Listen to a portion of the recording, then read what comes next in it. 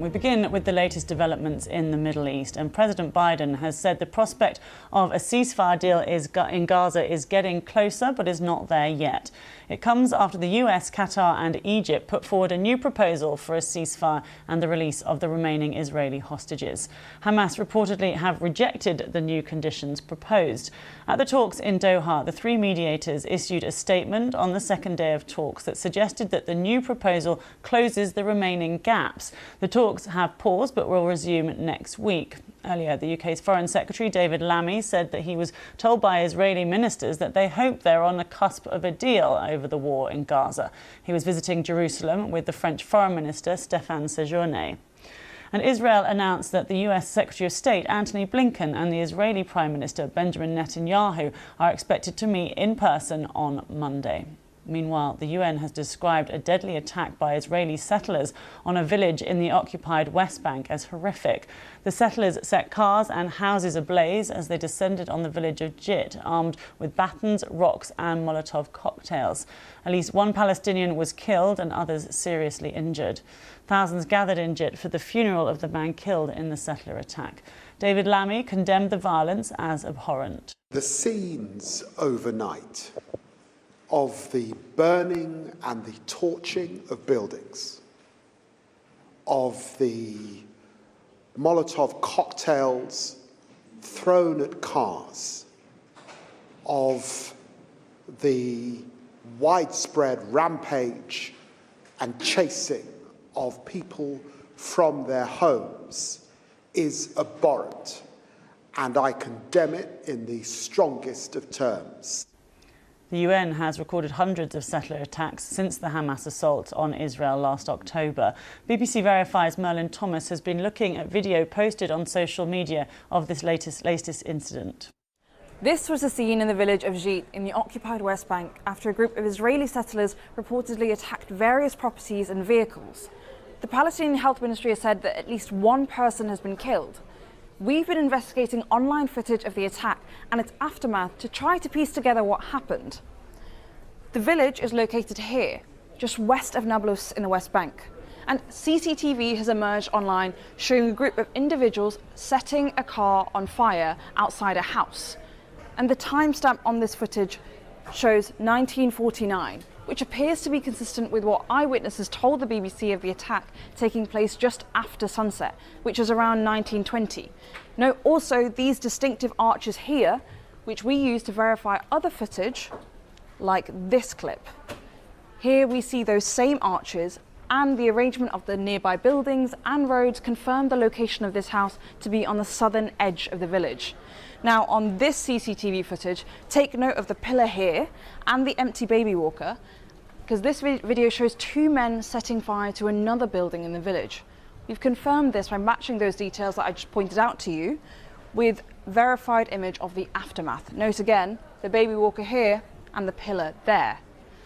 Prime Minister Netanyahu's office has condemned the attack and said that those responsible for any criminal act will be caught and prosecuted.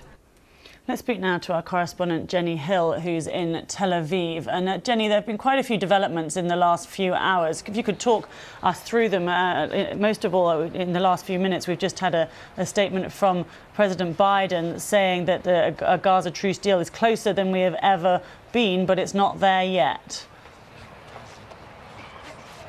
Yeah, I think there are two key takeaways here. First of all, reaching that deal is going to take more time. You know, these negotiations were dubbed the last-ditch summit. Now mediators are saying they're going to have to get their technical teams to keep working before officials resume their talks in Cairo by the end of next week. Secondly, the US and the other mediators, Qatar and Egypt, are determined to get this deal past the post. And that, I think, is why we're seeing the US Secretary of State, Antony Blinken, due to visit the region in the coming days, due to hold talks with Benjamin Netanyahu, the Israeli Prime Minister, on Monday.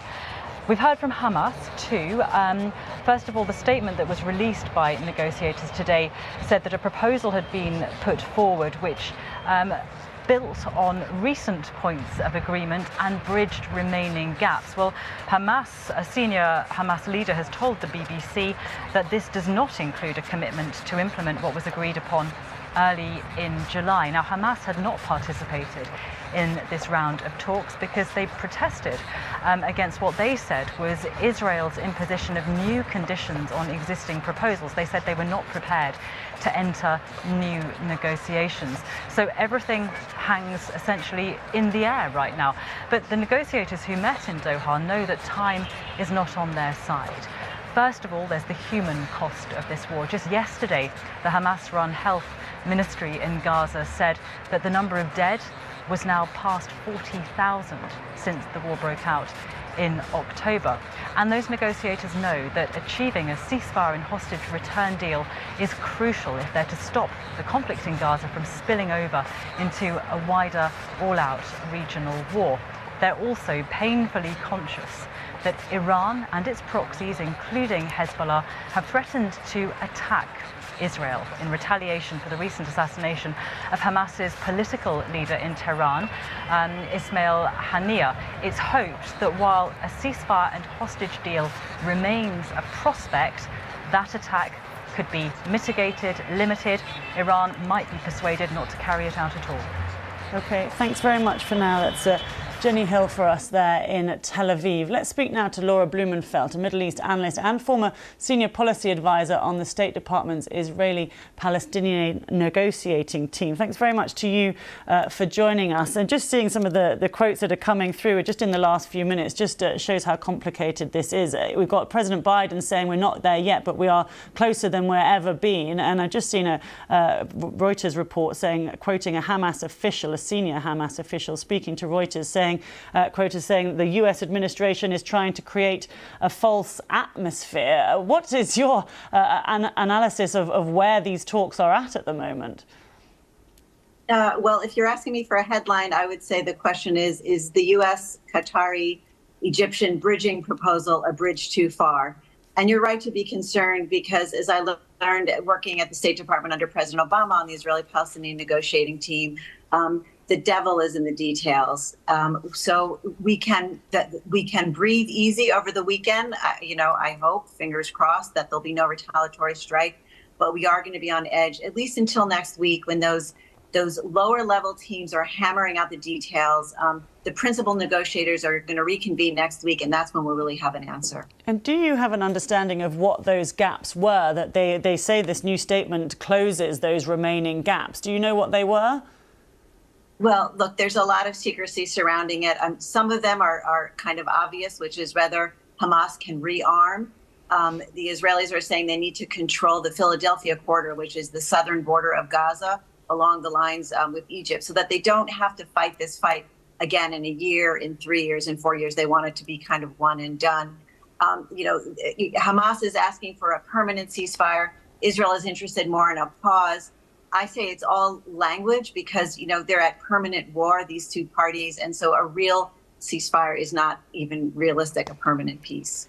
Well, and there's a conflict at the top of the Israeli government, isn't there, in terms of you have these disagreements within the team at the top. We've had Yoav Gallant, the defence minister, saying certain things about criticising this aim of total victory as being nonsense, and then Benjamin Netanyahu saying that is what he is after, total victory. It's so complicated, isn't it, in terms of that side of things, the political situation at the top in Israel? Well, nothing quite focuses the mind like a gun at your head. And a gun is at Netanyahu's head right now. The only way that Iran and Hezbollah can save face, right? The Western nations have said to them, stand down in terms of retaliation for those twin assassinations. The only way, though, that they can save face is if they can say they forced Netanyahu's hand and there's now a ceasefire. I have confidence. I guess what gives me hope is actually the people of the region. Israel, as you all know, is a raucous democracy. It's, from the right to the left. They don't hold out their opinions. They were standing there with megaphones as the party negotiating team departed for Doha, saying, don't come home unless you bring the hostages.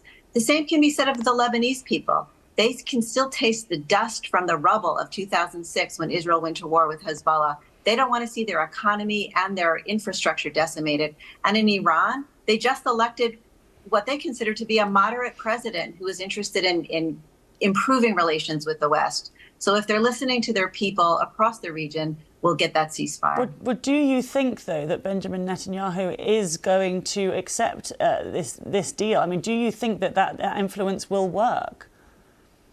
Well, watch the meeting on Monday with Secretary Blinken. Our Defense Secretary Austin has been in close contact with Gallant. We know that that's a very smooth working relationship. It's been harder for Secretary Blinken. He's got to navigate the internal politics. Let's see the looks on their faces when they come out of the meeting on Monday. And don't forget that the Democratic National Convention is also starting on Monday. There's a lot of pressure on this administration and to bring it to a peaceful conclusion. Part of it is, electoral politics. It's an ugly kind of optics for there to be people demonstrating outside of their own convention from their own actual supporters. Yeah, OK. Thank you so much for talking to us. I really appreciate your time. That's Laura Blumenfeld, their Middle East analyst. Thank you.